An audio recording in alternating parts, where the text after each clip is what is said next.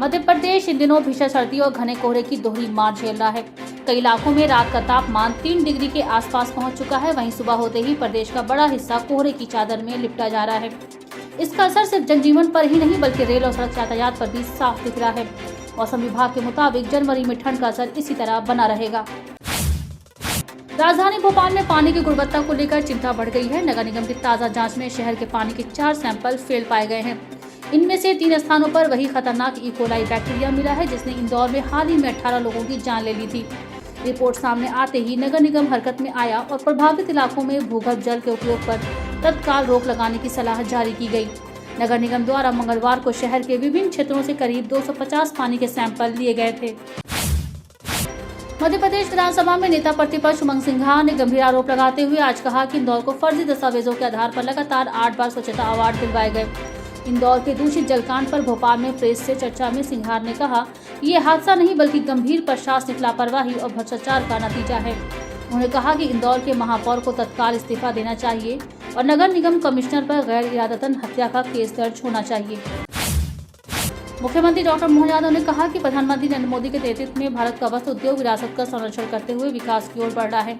मध्य प्रदेश सहित कई राज्यों में हैंडलूम और हैंडीक्राफ्ट को लेकर महत्वपूर्ण कार्य हो रहे हैं।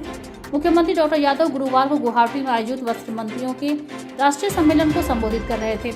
भारत का वस्त्र उद्योग विकास विरासत और नवाचार का ताना बाना की थीम पर आयोजित इस महत्वपूर्ण सम्मेलन में केंद्रीय वस्त्र मंत्री गिरिराज सिंह विशेष रूप से उपस्थित थे।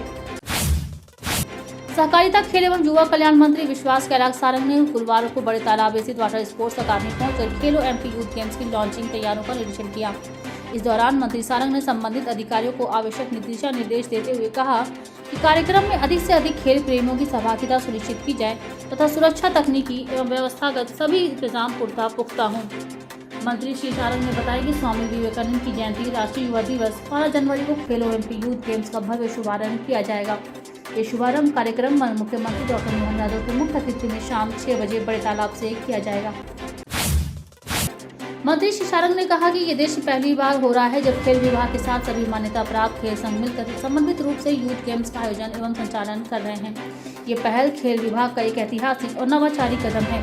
उन्होंने कहा कि खेलो एमपी यूथ गेम्स केवल एक खेल आयोजन तक सीमित नहीं है बल्कि भविष्य की राज्य टीम चयन प्रक्रिया सशक्त, व्यवस्थित और पारदर्शी मंच बनेगा। इस व्यवस्था के माध्यम से प्रतिभाशाली खिलाड़ियों की पहचान प्रारंभिक स्तर पर ही हो सकेगी, जिससे उन्हें आगे राष्ट्रीय और अंतर्राष्ट्रीय स्तर तक पहुंचने का सशक्त अवसर प्राप्त होगा। राज्य सरकार ने जंगलों से अवैध कटाई के मामलों को गंभीरता से लेते हुए वन विभाग में बड़ा प्रशासनिक फेरबदल किया है। नर्मदापुरम जिले में सागौन और साल के पेड़ों की अवैध कटाई के मामलों के बाद डीएफओ मयंक गुर्जर को पद से हटाकर वन मुख्यालय अटैच कर दिया गया है। इसके साथ ही भारतीय वन सेवा और राज्य वन सेवा के कुल 48 अधिकारियों के तबादले किए गए हैं। तबादला आदेश के तहत 15 से अधिक वन मंडलों के डीएफओ बदले गए हैं। All India BSNL employees association के तत्वाधान में गुरुवार को देश भर में बीएसएनएल के कर्मचारियों द्वारा अपनी मांगों को लेकर नारेबाजी की गई। कर्मचारियों का कहना है कि केंद्र सरकार ने 8वें वेतनमान आयोग की घोषणा कर दी है, परंतु उन्हें अब तक 7वें वेतनमान का लाभ भी नहीं मिला है। कर्मचारियों का कहना है कि संबंध में पूर्व में उच्च अधिकारियों से चर्चा हो चुकी है, परंतु उस पर अमल नहीं हो रहा है। विमेंस प्रीमियर लीग का चौथा सीजन 9 जनवरी से शुरू होने वाला है। पहला match defending champion Mumbai Indians और रॉयल चैलेंजर्स बेंगलुरु के बीच होगा। मुकाबला शाम 7:30 बजे नवी मुंबई के डीवाई पाटिल स्टेडियम में खेला जाएगा। 5 टीमों के बीच 28 दिनों तक चलने वाले इस टूर्नामेंट में 22 मैच खेले जाएंगे। वडोदरा में 3 फरवरी को एलिमिनेटर और 5 फरवरी को फाइनल होगा। 2 वेन्यू पर मुकाबले होंगे। नए सीजन से पहले 5 में से 2 टीमों ने अपना कप्तान बदल लिया।